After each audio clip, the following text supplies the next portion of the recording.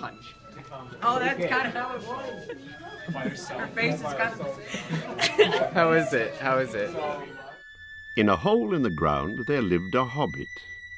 Not a nasty, dirty, wet hole, filled with the ends of worms and an oozy smell, nor yet a dry, bare, sandy hole with nothing in it to sit down on or to eat. It was a hobbit hole, and that means comfort. It had a perfectly round door like a porthole, painted green, with a shiny yellow brass knob in the exact middle.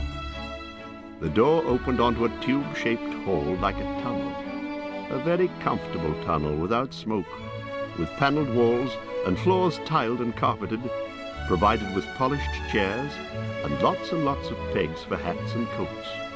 The hobbit was fond of visitors. The tunnel wound on and on, going fairly but not quite straight into the side of the hill, as all the people for many miles round called it, and many little round doors opened out of it, first on one side and then on another. No going upstairs for the hobbit. Bedrooms, bathrooms, cellars, pantries, lots of these, wardrobes, he had whole rooms devoted to clothes, kitchens, dining rooms, all were on the same floor, and indeed on the same passage. The best rooms were all on the left-hand side going in, for these were the only ones to have windows, deep-set round windows looking over his garden and meadows beyond, sloping down to the river. This hobbit was a very well-to-do hobbit, and his name was Baggins. The Bagginses had lived in the neighbourhood of the hill for time out of mind, and people considered them very respectable, not only because most of them were very rich, but also because they never had any adventures or did anything unexpected. Hobbit You Hike could tell what 2013. Baggins would say on any question without the bother of Oh, this is asking. better than the hunt videos. This is a story of how a Baggins had an adventure and found himself doing and saying things altogether unexpected. He may have lost the neighbours' respect, but he gained, well, you will see whether he gained anything in the end. The mother of our particular hobbit. What is a hobbit?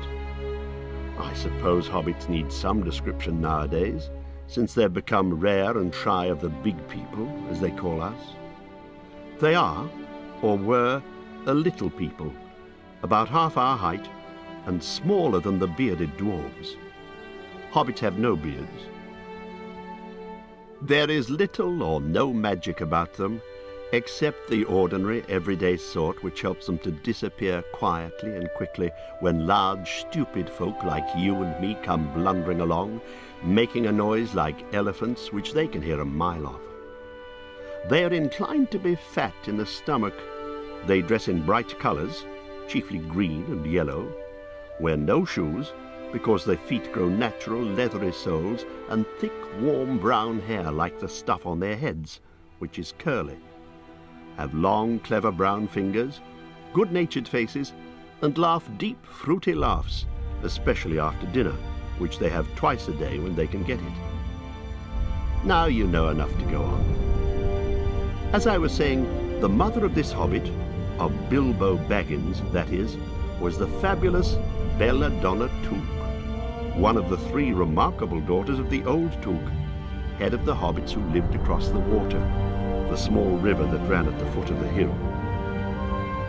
It was often said, in other families, that long ago one of the Took ancestors must have taken a fairy wife. That was, of course, absurd, but certainly there was still something not entirely hobbit-like about them. And once in a while, members of the Took clan would go and have adventures. They discreetly disappeared, and the family hushed it up. But the fact remained that the Tooks were not as respectable as the Bagginses, though they were undoubtedly richer. Not that Belladonna Took ever had any adventures after she became Mrs. Bungo Baggins.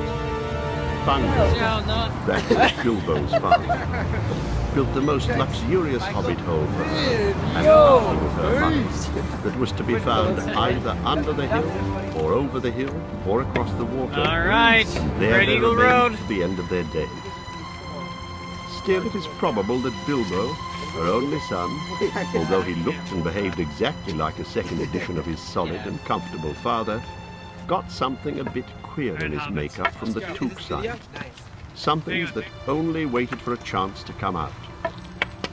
The chance never arrived until Bilbo Baggins was grown up, being about 50 years old or so, and living in the beautiful hobbit hole built by his father, which I have just described for you, until he had in fact apparently settled down immovably.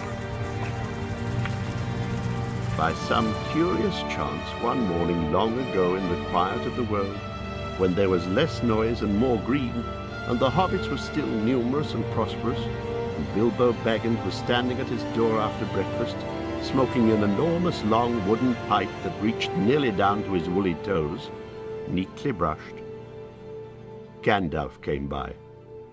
Gandalf. If you had heard only a quarter of what I have heard about him, and I have only heard very little of all there is to hear, you would be prepared for any sort of remarkable tale. Tales and adventures sprouted up all over the place wherever he went, in the most extraordinary fashion.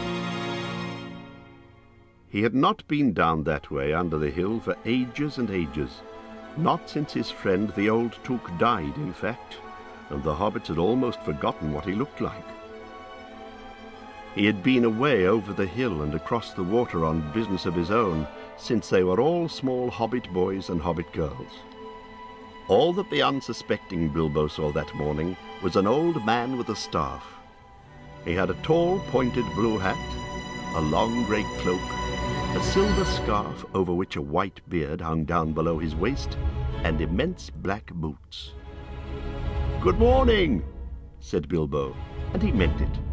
The sun was shining, and the grass was very green. But Gandalf looked at him from under long, bushy eyebrows that stuck out further than the brim of his shady hat. "What do you mean?" he said. "Do you wish me a good morning? Or mean that it is a good morning whether I want it or not? Or that you feel good this morning? Or that it is a morning to be good on?" "All of them at once," said Bilbo, "and a very fine morning for a pipe of tobacco out of doors into the bargain. If you have a pipe about you, sit down and have a fill of mine. There's no hurry. We have all the day before us." Then Bilbo sat down on a seat by his door, crossed his legs, and blew out a beautiful grey ring of smoke that sailed up into the air without breaking and floated away over the hill. "Very pretty," said Gandalf, "but I have no time to blow smoke rings this morning. I'm looking for someone to share in an adventure that I'm arranging, and it's very difficult to find anyone." "I should think so. In these parts, we're plain, quiet folk and have no use for adventures. Nasty, disturbing, uncomfortable things make you late for dinner. I can't think what anybody sees of them," said our Mr. Baggins, and stuck one thumb behind his braces and blew out another even bigger smoke ring. Then he took out his morning letters and began to read, pretending to take no more notice of the old man. He had decided that he was not quite his sort and wanted him to go away. But the old man did not move. He stood leaning on his stick and gazing at the hobbit without saying anything, till Bilbo got quite uncomfortable and even a little cross.